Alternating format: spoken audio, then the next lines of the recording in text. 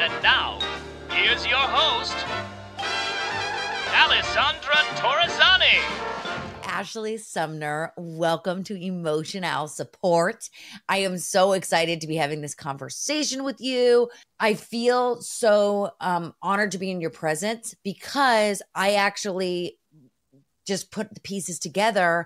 I was on your app Quilt for a really long time, and I had no idea that your new company, when they had sent me your information, was the same thing. And I was looking up your new company. I'm like, wait a second, why does it keep going back to this company called Quilt? I remember this. I remember during COVID. I remember being in rooms and anyway, so we will get all into that because people are probably like, what are you talking about, rooms? It's so confusing. So I'm so excited because you're someone that I have been wanting to talk to without even realizing it was you. So this is going to be such a fun conversation. So Ashley, welcome. I think what I want to know is, how did you start in this wellness, I would say, world? I wouldn't even say community because it's a whole world now. And I want other people to hear your story of how you got involved in wellness, because maybe this is something that they're wanting to do and they're wanting to explore and get out of kind of the in quote unquote norm of, a 9 to 5 of a normal company. And they want to break out and do something better for themselves, for others, for the world. How did you even start? By the way, thank you for that introduction. Sure. I'm so excited to hear you quilted. I was like, her name looks familiar. And we'll get into that. I mean, this may sound really cliche, but wellness found me. Wow. I'll say I just listened to it. Sure. Repetitively. It was one of those things. I didn't pay attention to it the first time it found me, which was when I was around 14 or 15. Sure. A very strong call to I asked my mom to go to therapy. I wanted to process my feelings. Wow. I took up a journaling practice. There were just these big moments of it being something that's super important to me. But I was a performer. I went to NYU for musical theater. I had a very clear track that I was very specifically on. Some of the interviews that I've had, or you'll hear that I was a romantic matchmaker, which was super random. This background was super, I had a lot of random jobs. Sure, I'll say that. Sure. When you're a performer trying to get paid. Yeah. Trust me, I've been there. I'm an actress. I get it. It's you do what you got to do.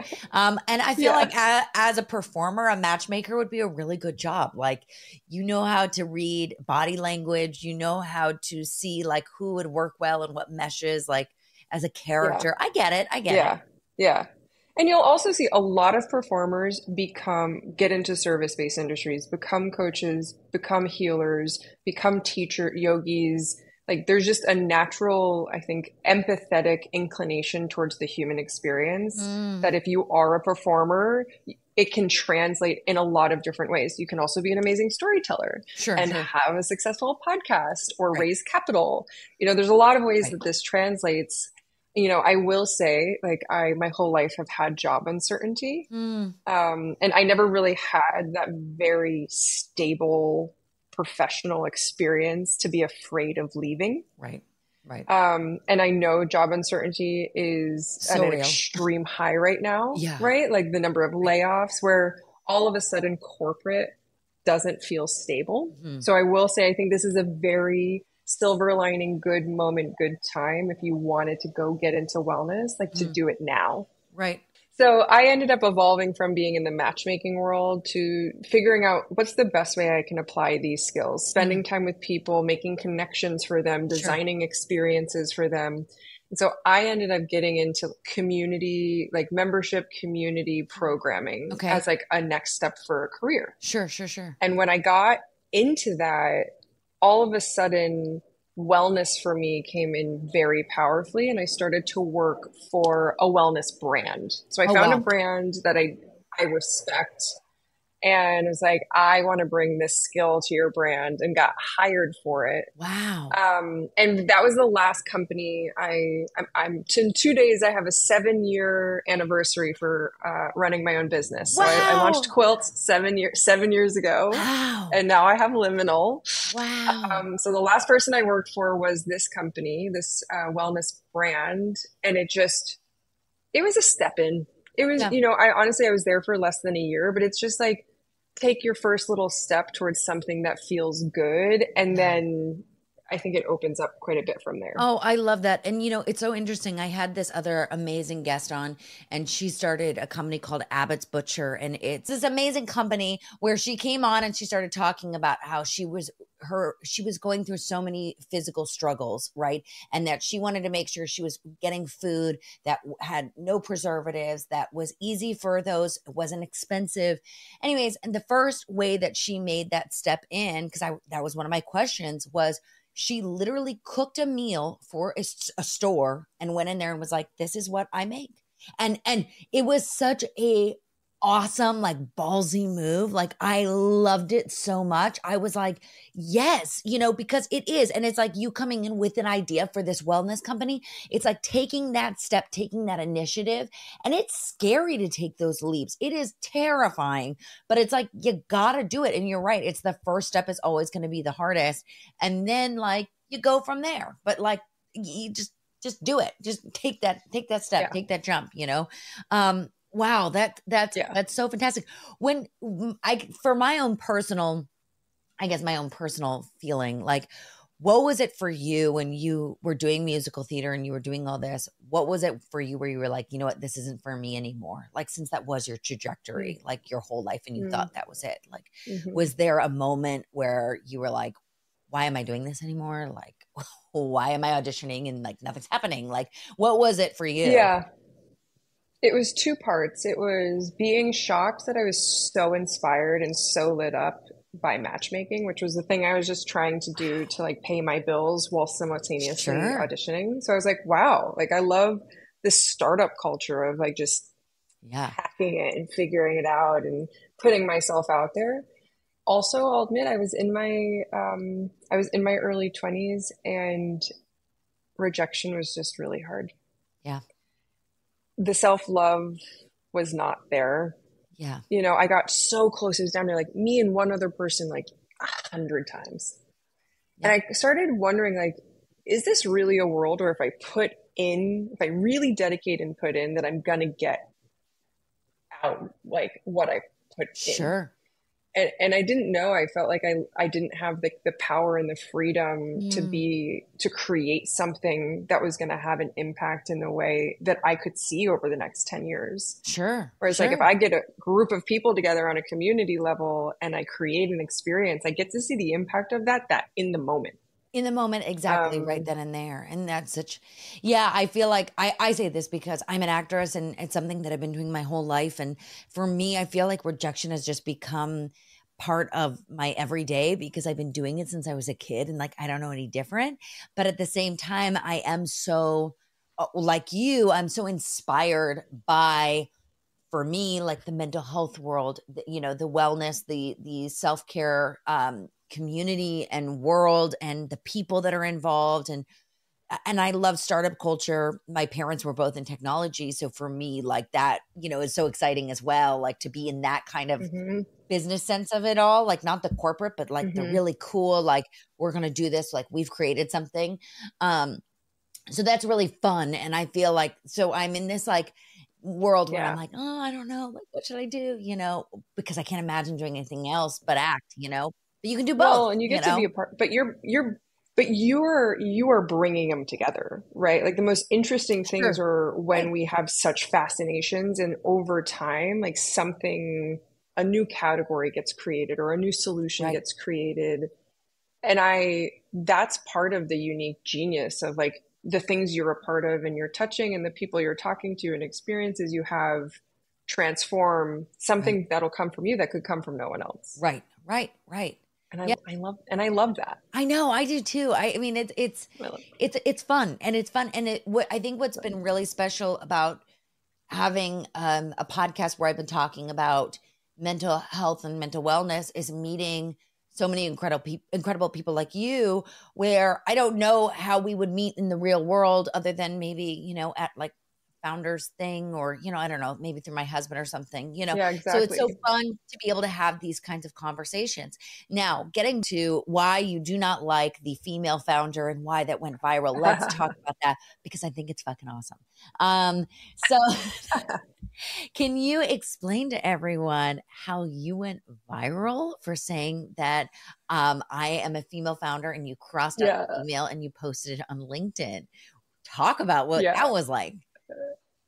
Interesting. So this was 2021, which is funny because if I go into my LinkedIn analytics, still every Yeah. week my top performing post is this one. No. Like it's just still going.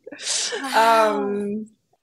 I will say that this was one of those things that was just such a strongly felt thing that if I had Mm, given myself any time to think twice about it, and it wouldn't have come out. Like it wouldn't have been produced sure. it was March 2021. It was International Women's Day on the 8th. And, this is a time as a quote unquote female founder, especially if you're venture backed, Mhm. right? There's a very small percent, Yep. of us, Yep. and you get a lot Very of attention small. Yeah. on this one day. Yeah. Yeah. There's 2%, Yeah. for white women, Yeah. right? 0.2% not. So I was like, okay, I've been at this for a while now. Like I launched my company during the Me Too movement. Quilt was designed more specifically for the feminine experience. Like what's changed over the years? Like it's now 2021 and all these things have come out to try to create equality in the space. All of these announcements of, you have to give this much capital to women, and there now has to be conferences and there has to be a female panel and Mhm.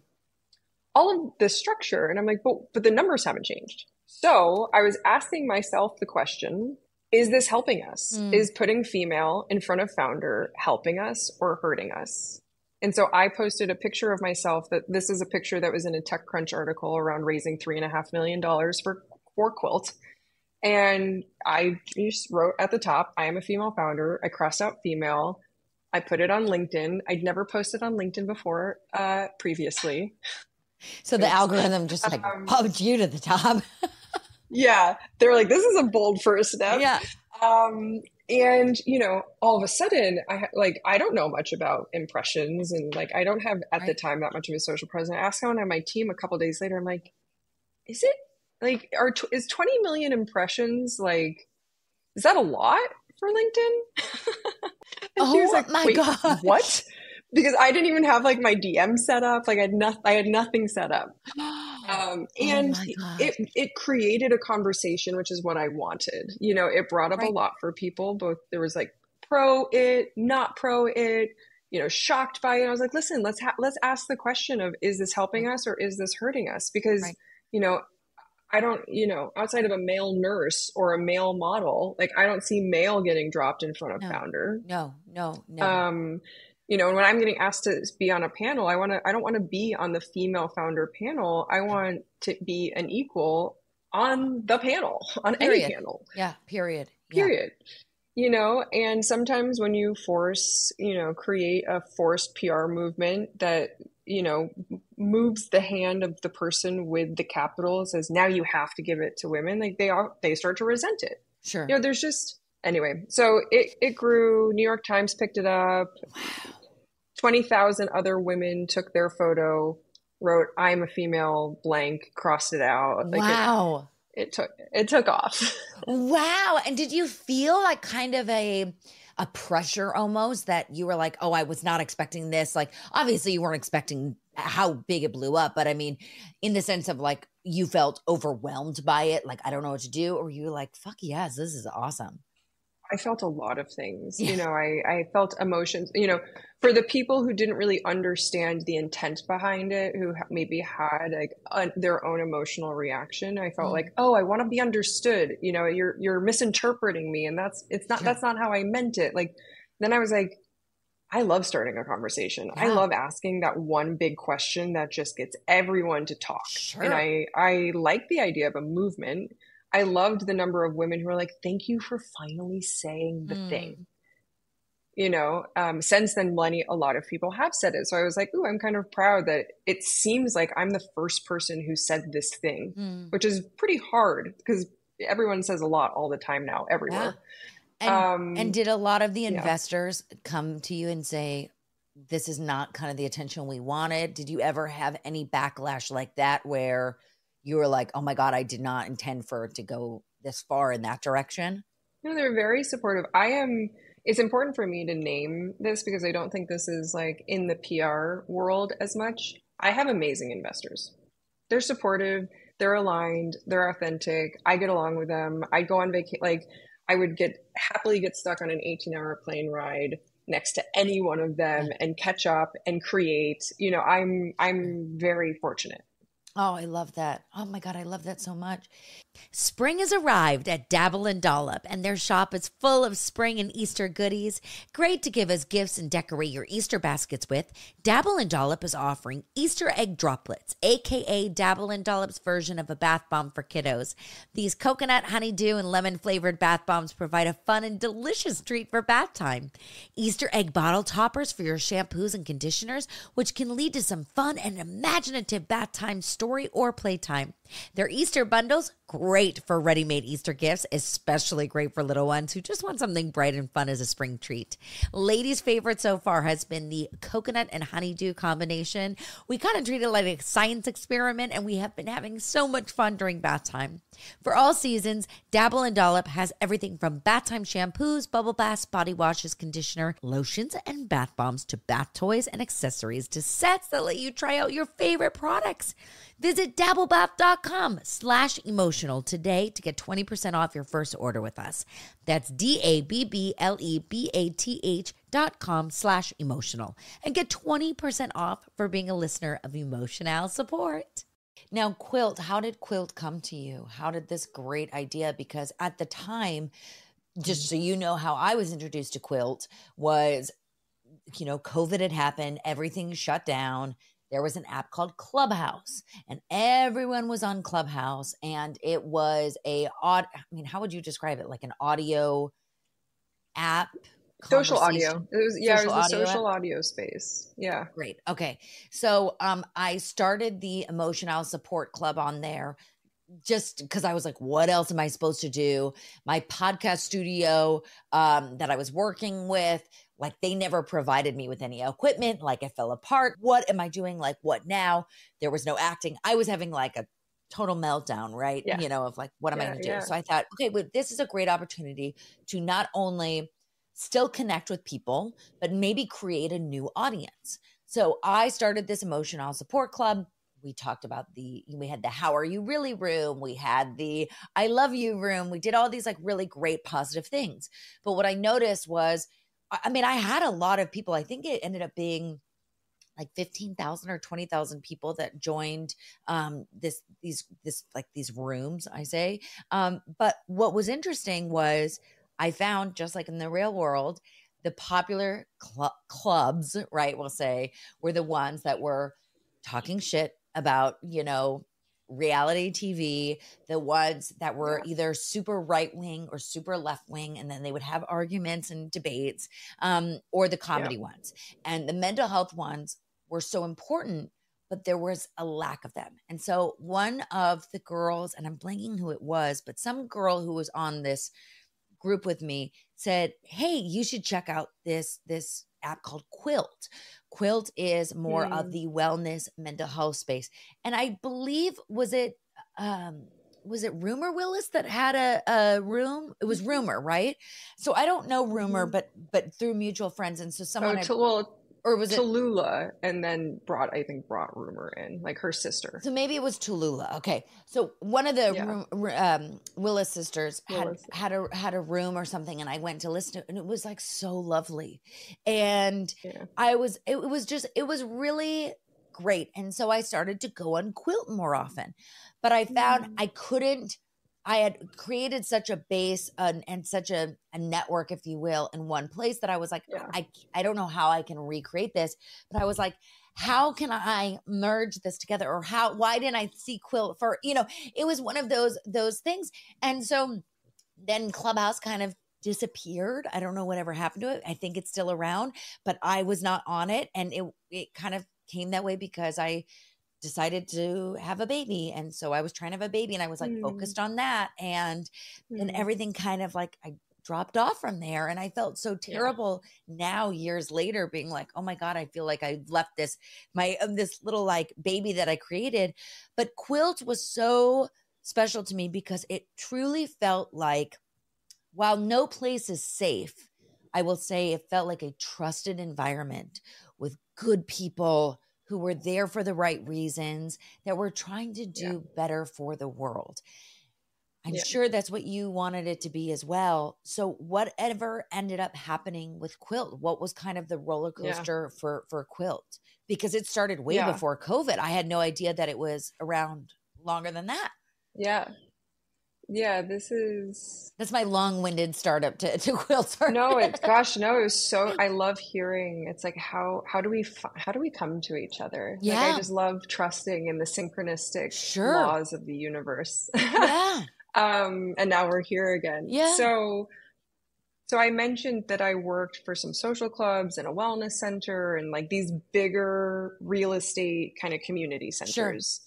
Sure. And while I was at them, as like the community builder in these spaces, I really felt restricted by like the impact and the reach that I could have. Right. And I started thinking about how technology could help, but I also was thinking about how limiting just having one physical space for somebody to show up to is. Right. And thinking all the people that don't have access to that, whether they can't afford it or they wouldn't get in or they physically can't drive to it. So Quilt before the pandemic was a platform that inspired particularly women to open up their homes to host small group conversations. Wow. Oh, I did not know that. Out of the home. How fascinating. Yeah, it was a membership, and we just went neighborhood by neighborhood throughout California. We started going through New York. We raised funding. Like, it was really this thing that was taking off. Almost like a Tupperware party, like from the 60s. That's so cute. Correct. It was so cute. And, it was really leaning more professional, but the women were coming together and having these deep conversations. It was like a therapy coach replacement for groups out of homes. And then COVID happened. I mean, strangers stopped gathering in homes within 24 hours. It was really an insane thing because we were taking off. Yeah. And so I was like, whoa, what do we do? Right. And so we quickly did Zooms. Okay. So we did about, I think, 3,000 Zoom calls. Wow. So I got to experience like in the height, I mean, this was like February, March 2020. Sure. We did a lot of Zooms. They were incredibly impactful, but video was having a negative impact on the depth of the conversation. People were like, fidgeting, didn't want their camera on, but then people's feelings were offended, and just like it felt two-dimensional. Yeah, it does. And so that was when I was like, well, what about audio? And it was around the same time Clubhouse was coming out. Wow. And I was like, I wonder if that format would work. I mean, we had some different constraints. Sure. Yeah. For room size and things like that. And so honestly, just like built that in like a couple of weeks. Wow. I mean, it was a very fast turnaround. And then you saw, I mean, the intent of it was wellness, personal growth, spirituality, career, but more in the purpose space, accountability. And it really took on a complete life of its own, a different type of person that was gathering. And then I made the decision to ultimately shut that down exactly a year ago. Wow. And were you still a year ago having people hold space and have rooms and have conversations? Yeah. And did you find that it lived on after? Wow. And did you have less people joining? Because I feel like that was the thing with Clubhouse, was the reason why I also kind of stopped was the world opened back up. And I missed being outside, and I missed real, human to human connection. And I felt like there was something about the audio apps that were so amazing to me because it felt like a place, like I said, like a trusted space where you could be your true authentic self, and you could put even a fake photo up if you wanted. And no one really knew that maybe there were many times where I'd be in a room and I'd be crying, but I'd be on mute. And then I'd like unmute it and be okay because I was so moved by so many people's stories. Like it felt like you could be this other person while being the most true, authentic version of yourself at the same time. It was like, it was bizarre. It was powerful. It was crazy. Like how powerful that was. And to this day, the voice of my intro song, I met on Clubhouse. Another one of my friends that I did a Howard Stern parody show with, I still am like super close with, and he's like touring the world. Like I met a lot of awesome people, I feel like, through these audio apps because there was a connection there where you could be yourself that you would feel uncomfortable talking about with friends. So, wow. I mean, what a tough decision for you to close it, but how exciting, because now you have this new thing that I want to talk about. Please, let's talk about what Quilt has turned into now. Yeah. This has been such a journey, and like reconnecting, and to like me as a creative. Because I remember the moment, like the download that I had to create Quilt. I wasn't it just like came to me. And so when it came to me, then I just was like off to the races. All of a sudden it didn't matter. I was getting rejected by like every investor I spoke to because I was so clear this thing needs to exist. And that's why it's like, I think we all get these hits of clarity, and the moment we do, we should go for it. Right. Like just really quickly go for it. And no matter the rejection, you just keep on going. Like you just keep doing it. Yeah. And I didn't have that as a performer because it was a role that somebody else created. It wasn't this like, oh, this is the thing I'm going to create. Wasn't your baby. Wasn't my baby. And so I spent a lot of this year trying to search for the inspiration. Which didn't work for like the first half of this year. It was just like, do I still want to be in this space? And like, do I have the energy for this? And I have this team that I love. It took forever to find, like, what are we doing together? And then a couple of things happened. I got there's an article in Fortune that interviewed me, and I made one comment. Of course, it ended up being the title of the comment, the title of the whole piece, which was like, this CEO credits her success, like, to her coach and her healers. Wow. And I did make that comment. Like I have really invested, whether I had a tiny, tiny salary or a bigger salary, like I've always invested my money in my personal development. Great. I was like, okay, fine. And then over the course of a few weeks, I had all these people reaching out to me asking for introductions to coaches. Wow. They were like, I think I need a coach. Like I've been in therapy. I've unpacked my past like enough. I'm good on that. Now what? But like, I need a go forward plan. Like I need somebody to hold me accountable. I need a roadmap. And like, you're the first person I thought of to make an intro. And I kept like inbound, multiple. I was like, oh, interesting. Okay. I'll think about that. And so I went into kind of a meditation and started really thinking about the state of the world and the state of uncertainty, and like, what do we really need? Like what actually makes us feel better? And I feel like if we are connected to our purpose, we have clarity on like how we want to spend our time in the most fulfilling way. We have a plan to do that, and we feel like we're making meaningful progress. Doesn't really matter what's going on outside of us because it's like, I'm focused. Right. And that's how I live, right? Is like, I know my purpose. I know who I want to help. Here's an idea to help them. Like, and am I taking progress steps towards that? So Liminal kind of became my company now, Liminal, which is really about being in an uncertain territory, the threshold, the beginning of a new chapter, a very unknown space, and saying like, how do I want to move forward? Like, what do I want my life to look like? Like, where do I want to go? When I wake up 1 year from now, am I going to look back and be like, I feel great about that? Right. Like, is this fulfilling? Right. And so with my team, we were like, okay, we want to basically create a matchmaker and accelerator program for personal and professional development. I love that. And that looks like designing a new specialty that blends mindset coaching with accountability and productivity tools. So we still have this human element where we are the matchmaker, a concierge to meeting someone, learning exactly where they are, what's holding them back, and we personally match them to a coach. And then they get a plan. They do these 30-minute quick clarity calls, and then they have this whole in an app, this whole productivity tracker with the coach on how to achieve that. Wow. And it just kind of it's like goes every week and every month and like every couple of months, and you just start kind of chipping away at getting towards that thing that you want. Goal. Yeah. Anyway, so that's a little bit of That's so amazing. what And then Liminal is how now. do you find these coaches?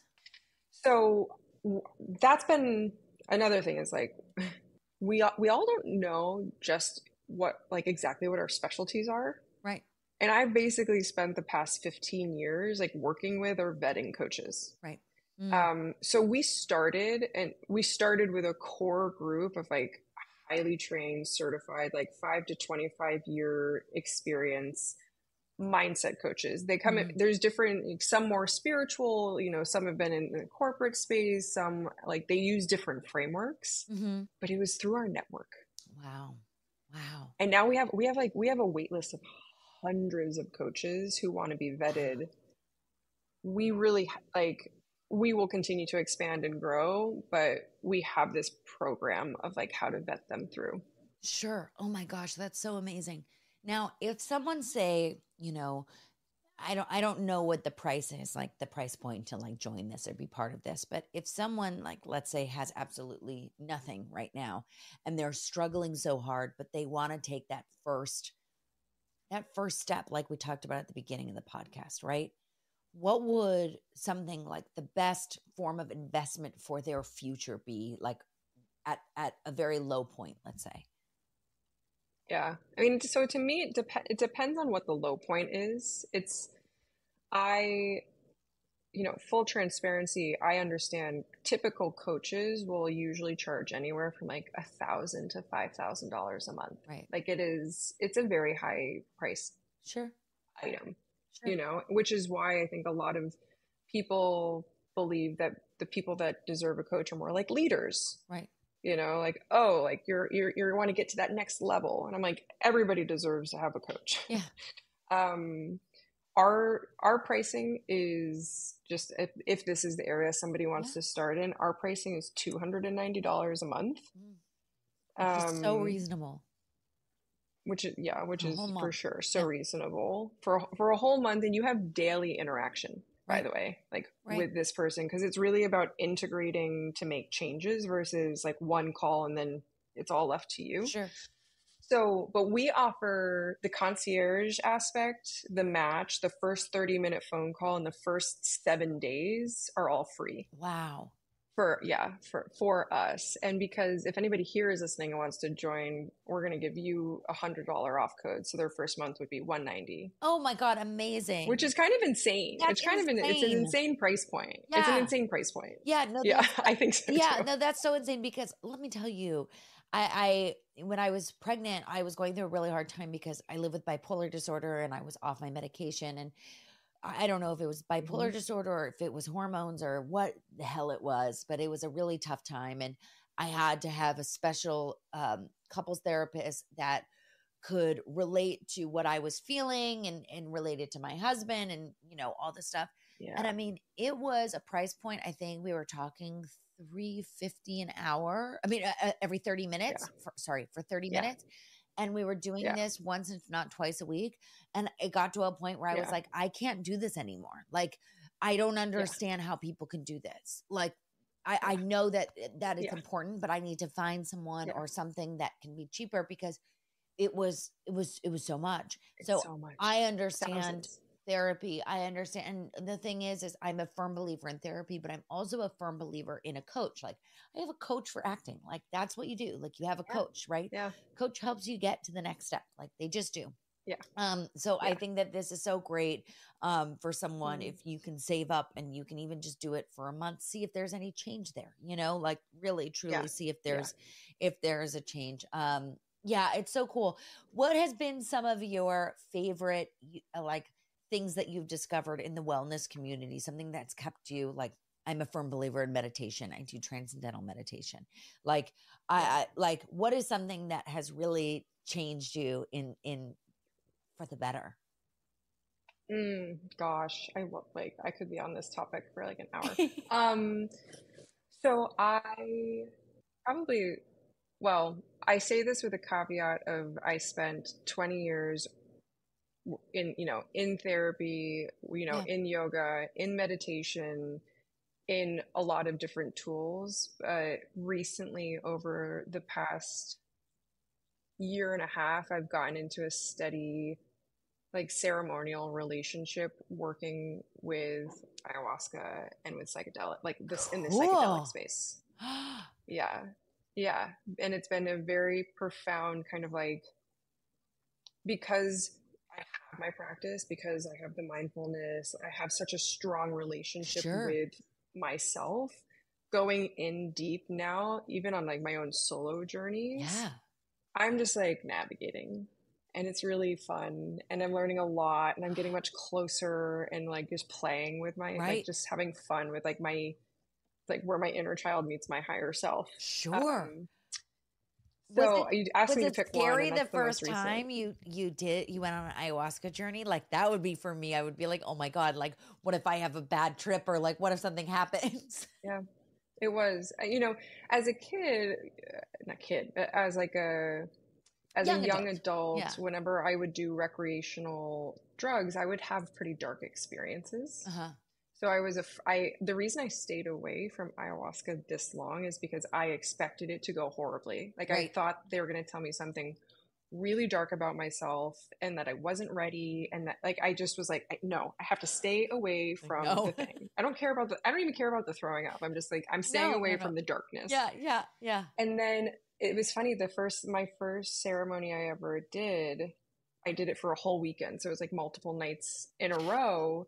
And I really learned something about myself because I every night went in expecting to meet my darkness, to find out like what was wrong with me. And every night she was like, the medicine was like, you're good. Oh my Like, gosh. you've worked so hard on yourself. Like, go play. Stop coming to me for, this big dirty secret. You don't Right. have one. Like, Go have good for fun. you.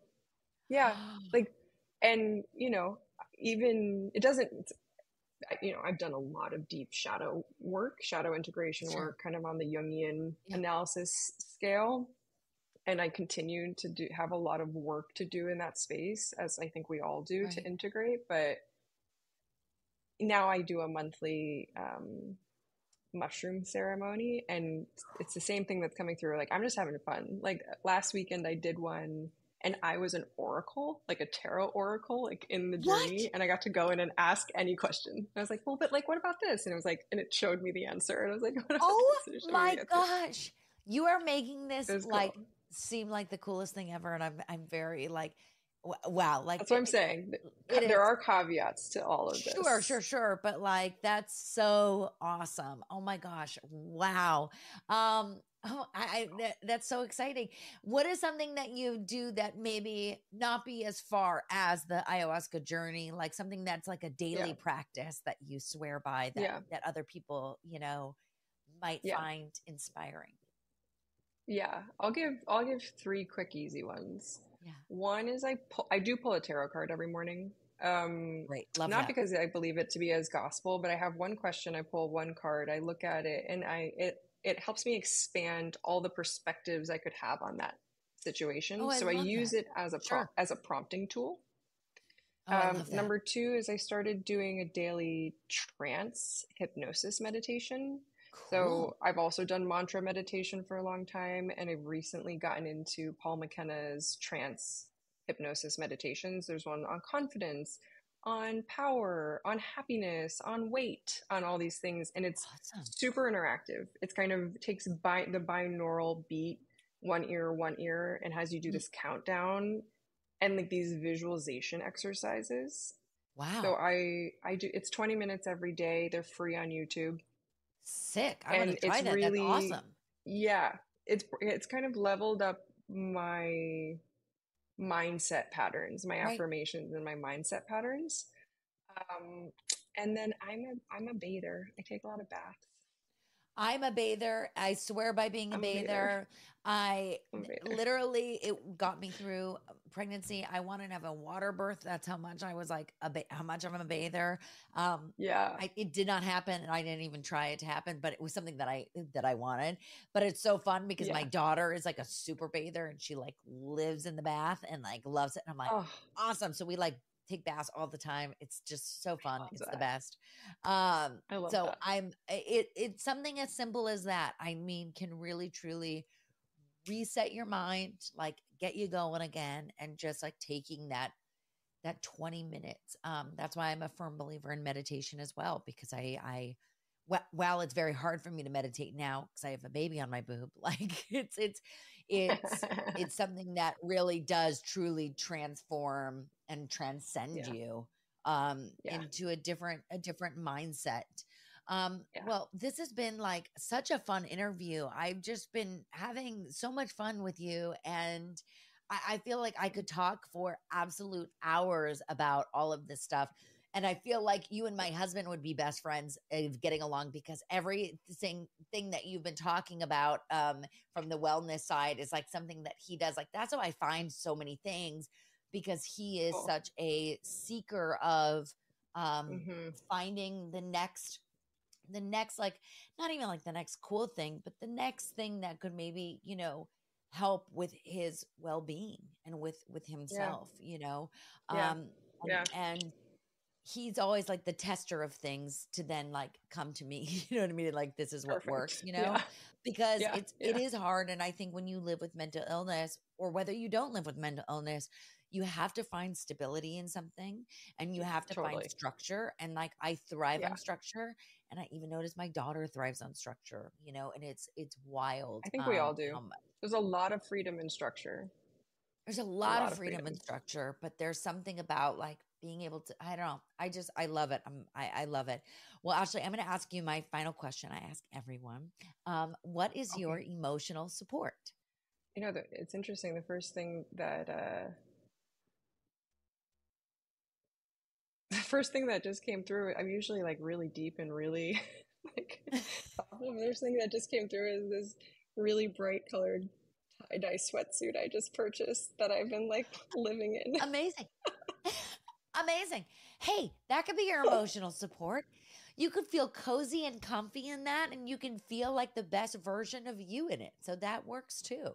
Yeah, it's a really God, I have so many things. I need a lot. I'll admit I need a lot of emotional support. So I Mm. think I went to the light funny thing because I was like, whoa, all the friends and all the people and all the tools and like I've set my entire life up to be an environment of emotional support. Oh, I love that though. Like That's so that's just I'm a fabulous. Cancer. Like I need it, So Emotional. What's your birthday? July 1st. Oh, I love that. Oh, we didn't know if my daughter was going to be the end of June Gemini or a Cancer, but I was like, either one works. She ended up being a Gemini, like me, but my grandmother was a Cancer, and I think Cancer women are just they're so phenomenal. They're just so phenomenal and so in touch. My moon's in Yeah. Cancer, so I really have a very like You soft are a spot. Cancer. Yeah, Oh, my moon's Aquarius, so oh, I've got a cool. lot of Gemini and Aquarius. A Yeah. lot. Yeah. Oh, I love that. Cool. Oh, but yeah, I think it's so important for us all to have so much emotional support, whether it's family or friends, or just creating activities and things to do that provide that for us. So, or a Yeah. or a jumpsuit, or a tie-dye jumpsuit, like whatever floats your boat. I wanted to make it simple. Yeah. Well, I launched that sweatshirt through Quilt called the Emotional Support Sweatshirt. And it said What? I didn't emotional know that. support right here. Yeah. What? Oh my God, And that's it so like, and like cute. thousands went out. Yeah. Oh So my, that's, I think, what made me think of it. oh my gosh, that's so fun. Do you still have those sweatshirts? We gotta, I was, I know, I was gonna say if I find a vintage you one, find one. like give me your mailing Yeah, address, yeah. I will send it to you. It is like Awesome. all yours. Amazing. And Ashley, how can everyone find you and find Liminal? So Liminal, go to stayliminal.com. Okay, If you put in your email and drop her name in, we'll and the podcast name, we will give you that discount. cool. And I'm Ashley J. Sumner, like across all socials. So come find me and talk to me. Oh, I love that. And this has been such a blast.